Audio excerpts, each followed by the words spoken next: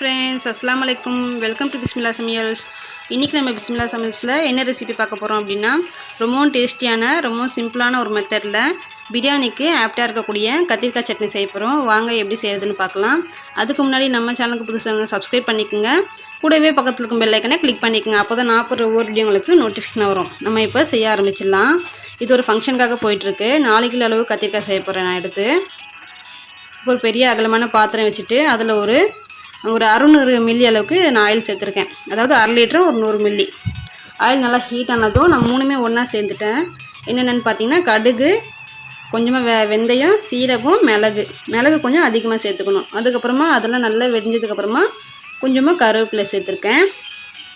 கருவேப்பிலை கூடவே நான் வந்து பூண்டு பேஸ்ட்டு தனியாக அரைச்சி வச்சுருக்கேன், அதையும் சேர்த்துட்டேன்.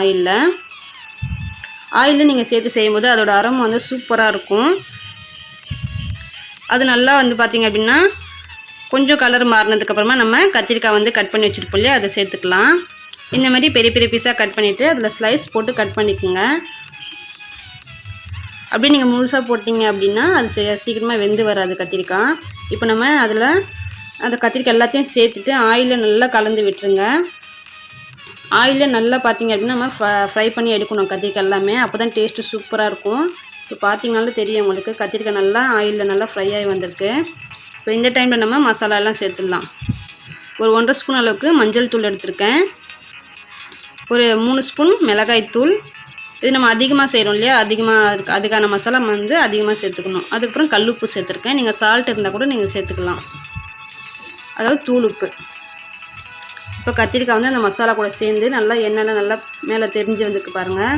இந்தமாரி வந்ததுக்கப்புறமா நம்ம கத்திரிக்காய் வேகிறதுக்காக கொஞ்சமாக தண்ணி சேர்த்துடலாம்.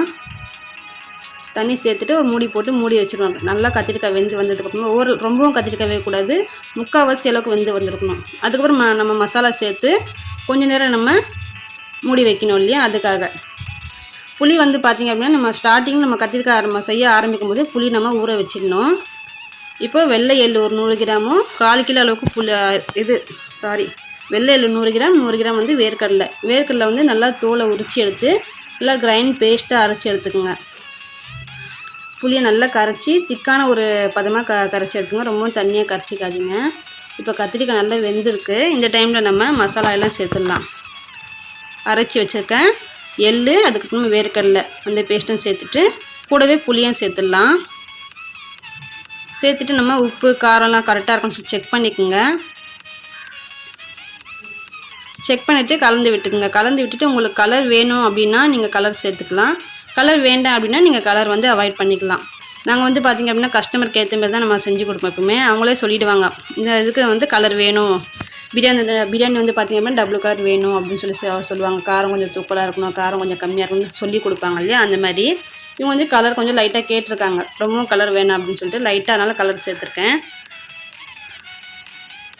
சேர்த்துட்டு நல்லா ஒரு மிக்ஸ் கொடுத்துட்டு நம்ம இந்த எள்ளு அந்த வேர்க்கெல்லாம் சேர்த்துக்குள்ளேயே அந்த பச்சை வாசனை போனதுக்கப்புறமா நம்ம இறக்கிட வேண்டியது தான். ஒரு மூடி போட்டு மூடி வச்சிடலாம்.